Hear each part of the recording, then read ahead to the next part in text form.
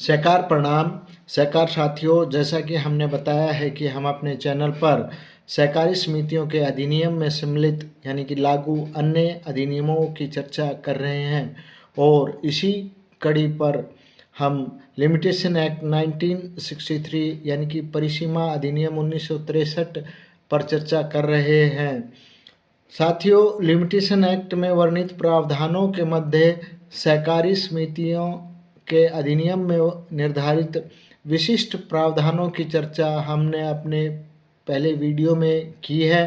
उसी की निरंतरता में हम हरियाणा सहकारी समिति अधिनियम 1984 की विभिन्न धाराओं यानी कि सेक्शंस जिनमें समय सीमा निर्धारित की गई है, उसी की आज हम चर्चा जारी रखते हैं, जो कि मुख्यतः निम्न प्रकार से हैं।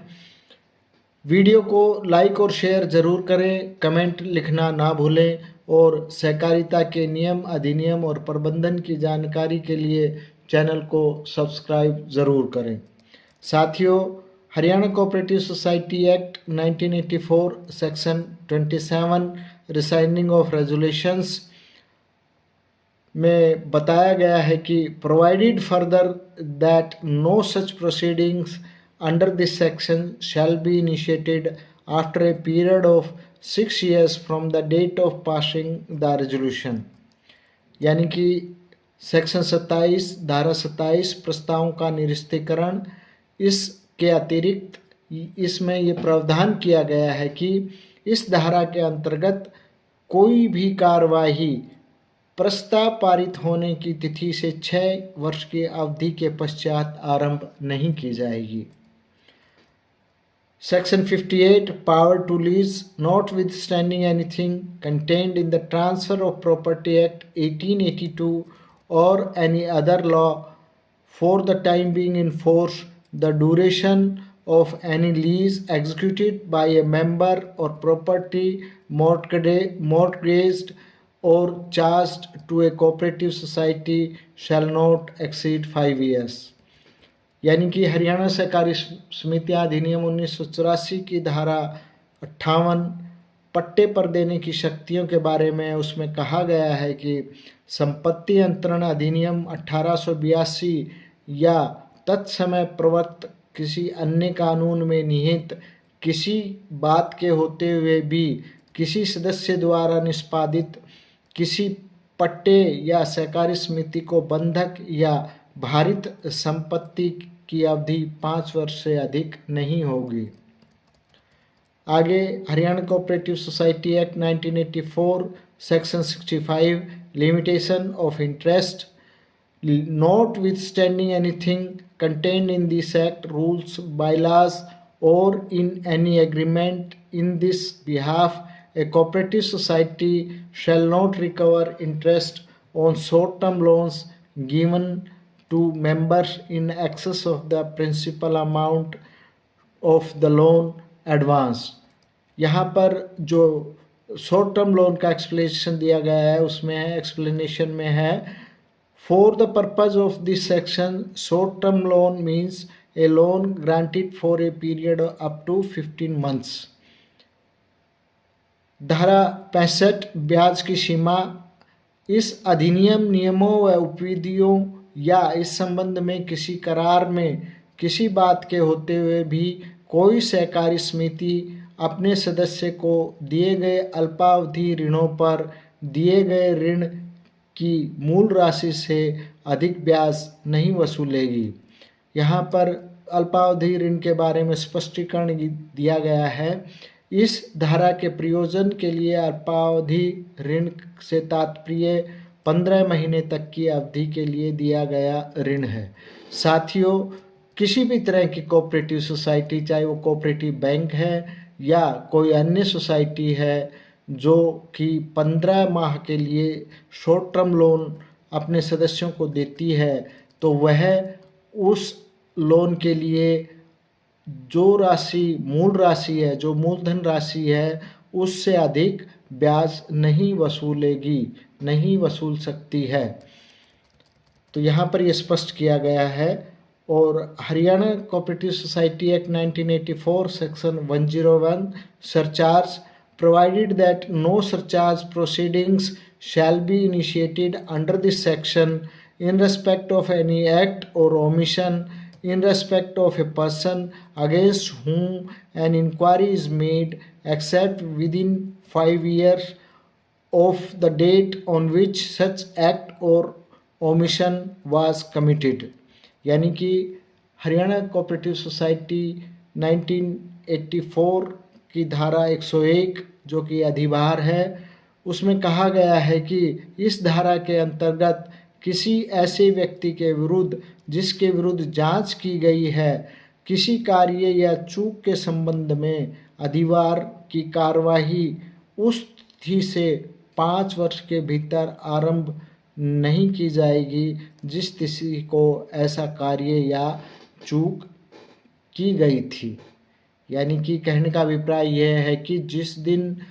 उसने ऐसा कार्य या चूक किया है जिसमें अधिभार की कार्रवाई की जानी है, वो कार्रवाई उस पर 5 वर्ष के भीतर, यानी कि 5 वर्ष के भीतर ही शुरू की जानी चाहिए, यानी कि 5 वर्ष के बाद नहीं की जा सकती। Haryana cooperative society act 1984 section 102 disputes for arbitration, इसके सब सेक्शन 4 में कहा गया है कि